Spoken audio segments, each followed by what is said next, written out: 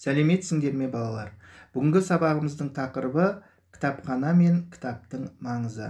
Сабағымыздың оқу мақсаты оқылым мен тыңдалым материалдары бойынша негізгі ойды білдіретін сөйлемдерді іріктей отырып жинақы мәтін жазу.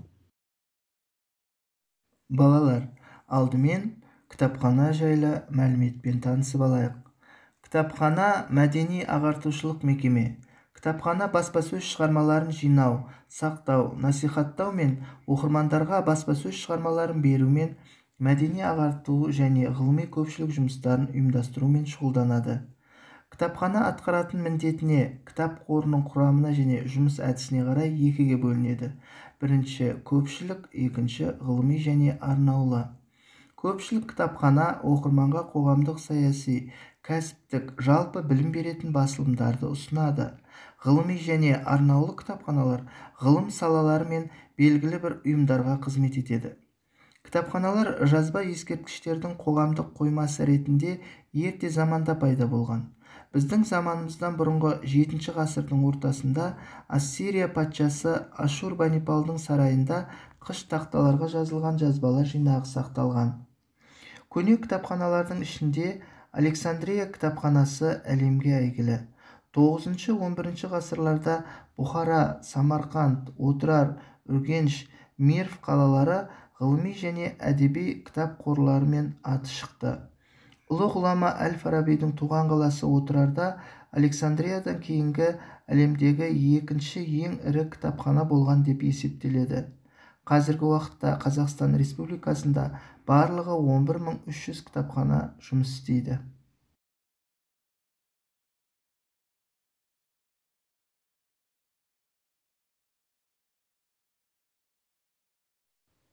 Балалар, енді оқулықтағы жақсы кітап жан азығы мәтінін оқып, негізгі және қосымша ақпаратты анықтаңдар. Төменде берілген ой түрткі сұрақтарына жауап беріп көріңдер.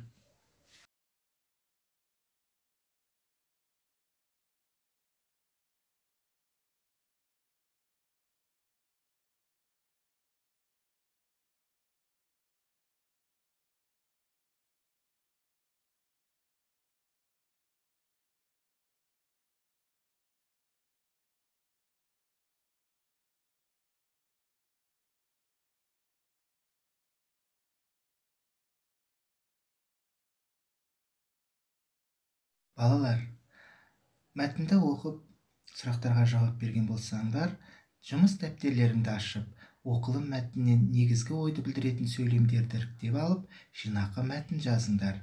Және сол мәтіндерінде үстеудің түрлерін ажыратыңдар.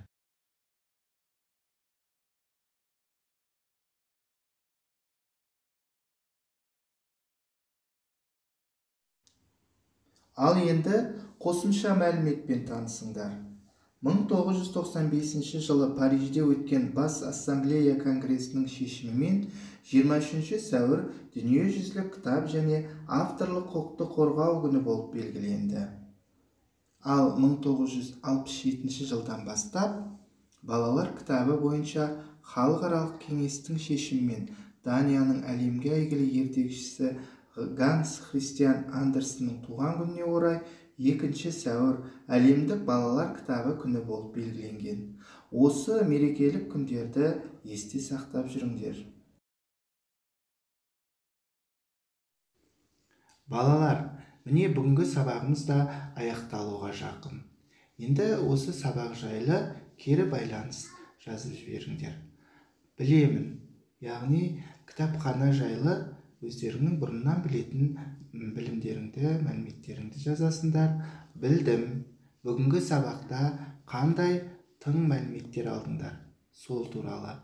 Ал білгім келеді, тағы да қандай ақпараттар, материалдар көргілерің келеді, сол туралы жазасыңдар. Балалар, үйге тапсырма 5-ші жаттығу 158-ші бет. Мұнда сіздер мектеп кітапханасы немесе өзің оқырманы болып табылатын кітапхана туралы кітапханаштан сұхбат алып, диалог түрінде жазасыңдар. Білімдінің қолында алтын шырақ демекші балалар. әрдайым білім алудан, кітап оқудан, ізденуден шаршамаңдар. Бүгінгі берілген тапсырмаларды да мұқият орындайды деп сенемін. Ертеңгі сабағымызға дейін сау болыңдар.